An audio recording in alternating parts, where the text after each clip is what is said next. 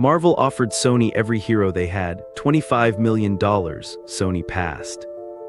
And that one word, no, might be the most expensive thing anyone ever said in Hollywood.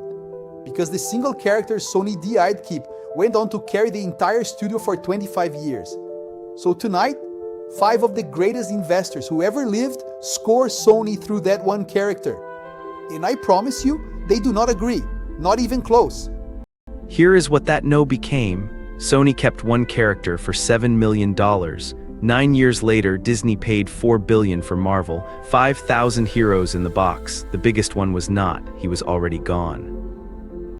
The board convened in July 2026, the very weekend a new Spider-Man film opened worldwide. These are the numbers the legends saw. On the docket, one company, one character, and a question the crowd never asks. The verdict stays sealed until the last chair votes. Start with the paradox. 12.5 trillion yen in sales, a record, 1.45 trillion in operating income, also a record, and the stock in late July trading about a quarter below its own 52-week high. Somebody in this market does not believe the record. First correction of the night, Sony is not a movie company. It is the biggest games platform on Earth, one of the big 3 music companies, and the world's dominant maker of camera sensors. The company that invented portable music now sells the eyes inside your phone. Games, 4.7 trillion yen, the largest slice at record profit. Music, 2.1 trillion, up 25%. Sensors, 2.2 trillion, up 37%. And pictures, around $10 billion, flat, barely 1/8 of the company.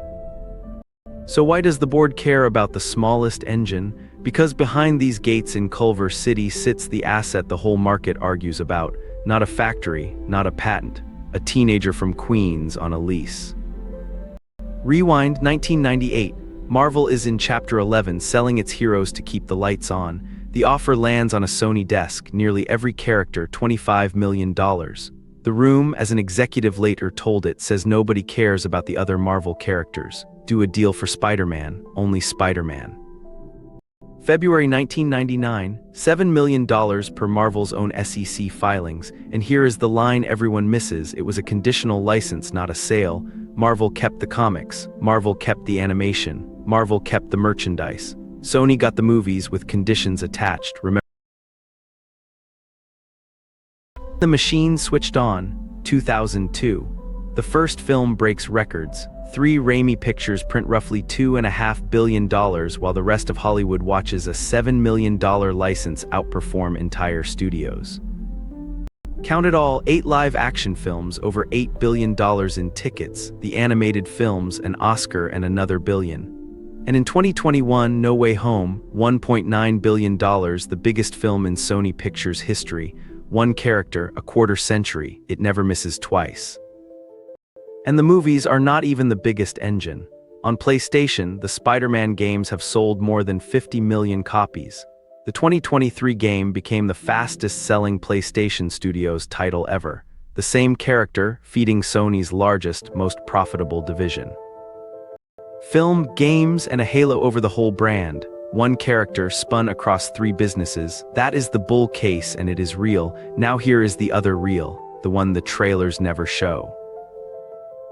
January 2010, Spider-Man 4 has a director, a villain in final talks, a release date. One day after the villain's casting is confirmed, Sony kills the film. The director walks, saying he cannot make the date work creatively. And Sony chooses not to replace one chair, it reboots the entire franchise. 2014, the second reboot underdelivers by hundreds of millions. Then hackers detonate Sony Pictures from the inside.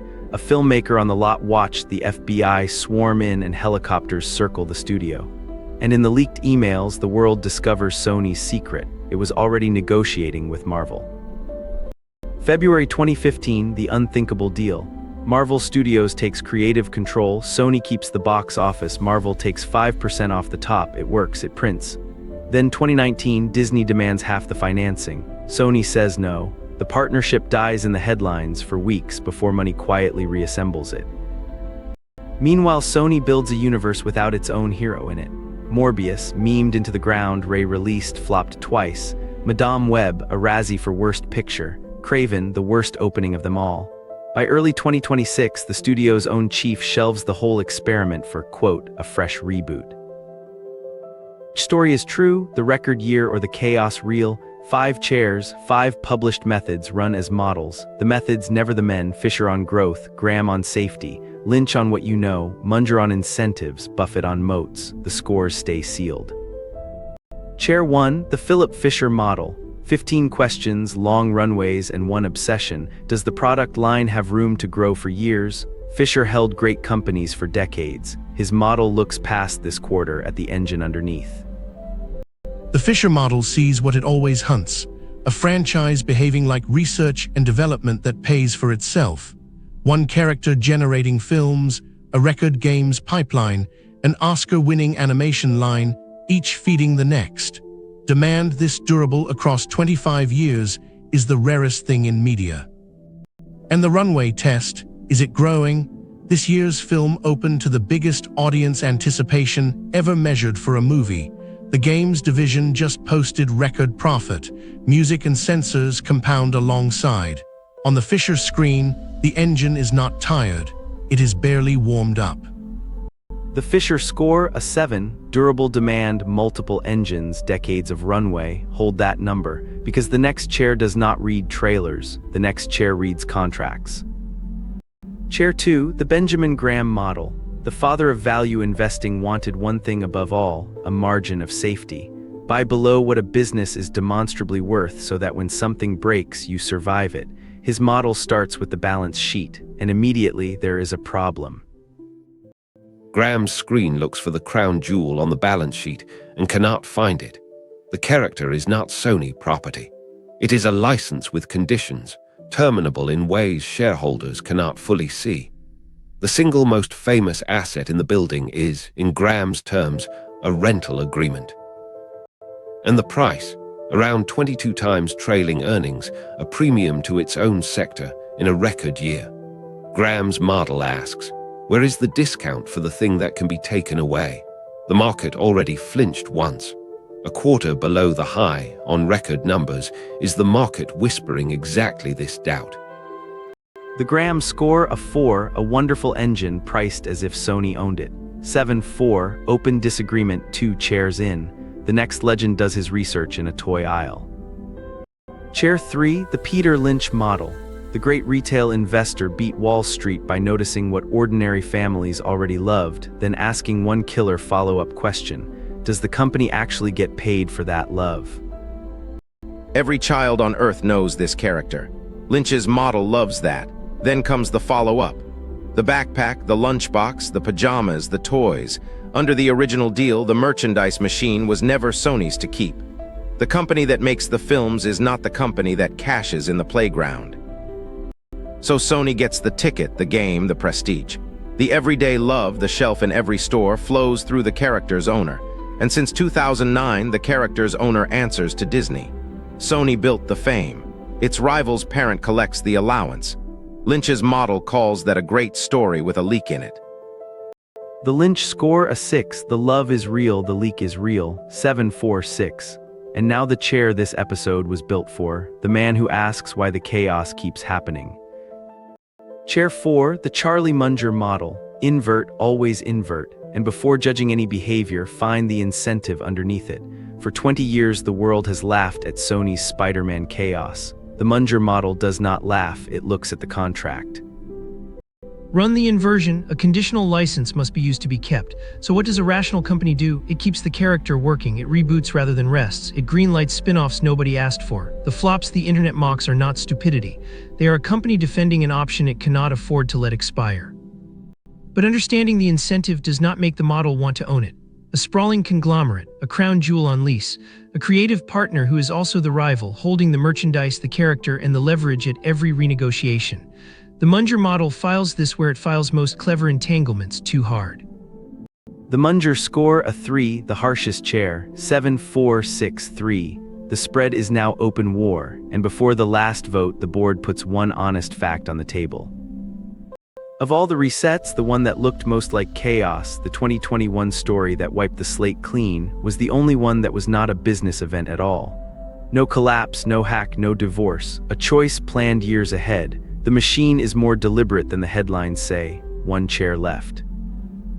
The last chair, the Warren Buffett model. Moats, pricing power, decades not quarters. No investor alive has made more money from beloved characters and unbreakable brands. If anyone's method should love this asset, it is his, and his model cannot get past one question. Start with what the model respects. A character franchise is the closest thing in business to a perpetual royalty. 25 years of proof across every format. The moat is real, wide, and self-repairing. Then the question, who owns the moat? Sony operates the castle. The deed sits with its rival. And study the structure. The licensor takes a share of the top line, holds the merchandise, and grows stronger at every renegotiation. Which means every record weekend does two things at once. It enriches Sony, and it strengthens the landlord's case for taking more. A moat that deepens against you is a strange moat to buy. The Buffett score, a 5, dead center. The swing chair splits the board in half with one sentence. The moat is real and the deed is someone else's. All 5 votes are in. Before the tally, the show's second lens. Where is the smart money? We scan the latest filings of 15 living investment titans. On the US line, the number of them holding Sony is 0. Not one chair at this table is backed by a real position. The methods admire the story. The money has not shown up. And the third lens, the crowd. This year's trailer posted the biggest launch ever measured, over 700 million views in a day. The character is the hottest thing in entertainment. The company, its attention runs below its own industry's average. The crowd worships the mask. It cannot name the landlord or the tenant. So the methods split, the money is absent, and the crowd loves the character but ignores the stock. When all 3 lenses point in different directions, the score is not a prediction. It is a map of exactly where the argument lives. Tally it. The composite, 5.0 out of 10. Fisher 7, Graham 4, Lynch 6, Munger 3, Buffett 5, a perfect split and the widest kind of spread, from a growth engine at 7 to too hard at 3. Read the spread carefully because the spread is the verdict. The 7 is scoring the engine, a character that has printed money across 4 formats for 25 years. The 3 is scoring the structure, a conglomerate renting its crown jewel from its rival. Both are looking at true facts, they are just not looking at the same thing. The board's one-line verdict, Sony is a fortress on rented land. A genuinely great business wrapped around the one asset it cannot own, in a structure no one would ever design on purpose. The engine is magnificent, the deed is the risk. What would change the board's mind? 1. The deed. Any structural change in who controls the character's economics rewrites every score tonight. 2. Picture's margins. The smallest engine has to stop stalling. 3. The game's flywheel. If PlayStation's record run holds, the 7 starts winning the argument. The board saw July 2026's numbers, a record year, a quarter off the high, a brand new film opening worldwide. Those numbers will age, the methods will not. Rerun them with today's numbers any day you like. That is the whole point of a playbook. So now you know what the board knows. Here's my question for you, and answer honestly, knowing only what Sony knew in 1998. Every Marvel hero, $25 million, do you write the check? Tell me in the comments, and tell me which company the board should score next. And if this one earned it, subscribe. It genuinely helps the channel grow, and it means the board convenes again soon. For the record, tonight's 5 voices are AI models built from these investors' published principles. Not the individuals, not their words, not affiliated, not endorsed. And nothing tonight is investment advice. The board scores businesses, never your portfolio. Sony versus its own crown jewel, filed, score it yourself in the comments and argue with any chair you like. The stamp is already inked for the next name. When the board convenes, be in the room.